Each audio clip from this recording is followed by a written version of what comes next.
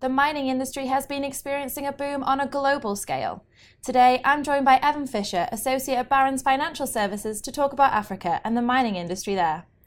Hi Evan, thanks for joining me in the studio today. Thank you, Kate.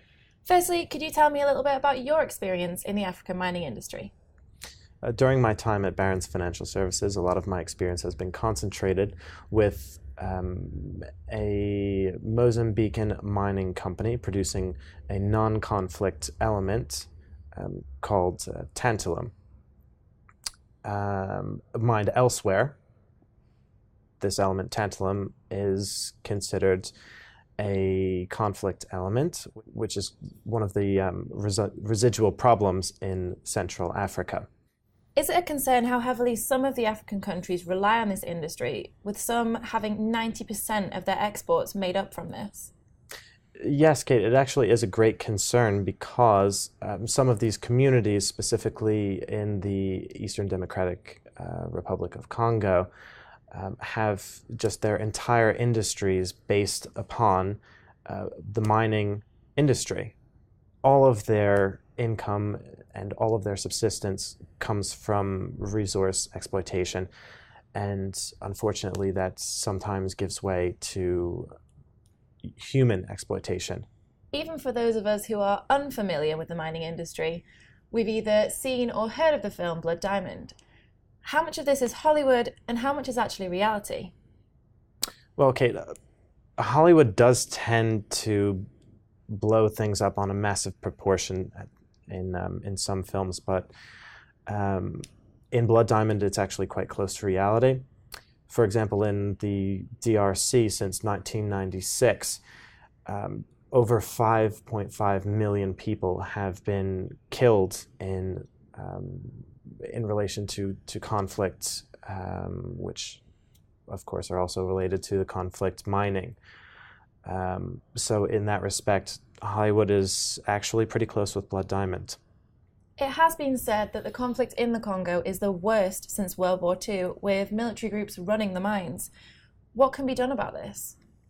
There are a few things that can be done. The first thing is supply chain auditing by the major companies. For example, you have your Apple, RIM, Hewlett-Packard is understandably doing a particularly good job in this. Also, you have companies that are going into the DRC with a proactive approach. For example, Kemet has recently announced a program in which it is providing what's called a closed pipe system in terms of sourcing tantalum, for example. And what they do is they track the material to the source, pull it straight through their system so that there's no external influence or illegal taxation by armed groups, and ultimately source it for the consumer and end user so that they can certify a conflict-free product that actually does come from the DRC. As the mineral supplies can be difficult to trace, it's been suggested that a lot of our products that we use every day could contain some of these conflict minerals. Is this really the case? Unfortunately, it is the case, especially due to the effects of recycling and the lag in effectiveness of any kind of legislation that you might put in place to combat conflict minerals inclusion in devices. For example, the US is trying to combat this this drip of conflict minerals into the supply chain by enacting a provision within the US legislation piece of the Dodd-Frank Financial Reform Act. And so there's a provision in there that basically says that if you have any potential for inclusion of tantalum, tin, tungsten, or gold in any of your products, you have to certify that either these products are certified clean or there is the potential that they do contain conflict minerals from any one of these specified conflict areas, which include the DRC, Rwanda, Uganda, even extending into South Sudan and potentially Tanzania. This is This has been apparently partially effective in terms of rooting out the conflict materials from the supply chain, but until you attack the core of the problem, which is the conflict itself, then these bills might not have that much effectiveness. What effect do you think the current bullish feeling towards gold will have on the African mining industry?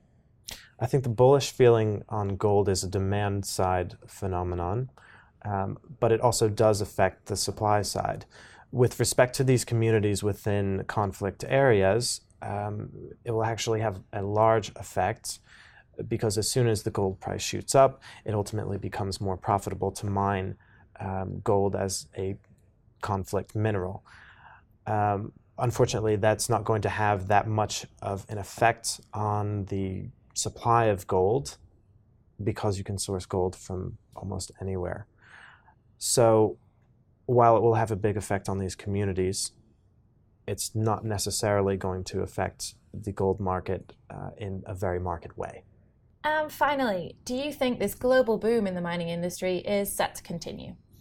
I think the global boom in the mining industry is set to continue because of the consistent demand that we're seeing from developing nations, namely China, India, Russia, Brazil, the BRICS, as well as the next 11. So for the foreseeable future, I think that the boom is going to continue. Long term, you'll see a flattening, perhaps a bit of diminished activity, but for the time being, steady on. Evan, thanks for joining us today. A great insight there. If you want to see more interviews just like this one, stay tuned to Dukascopy TV.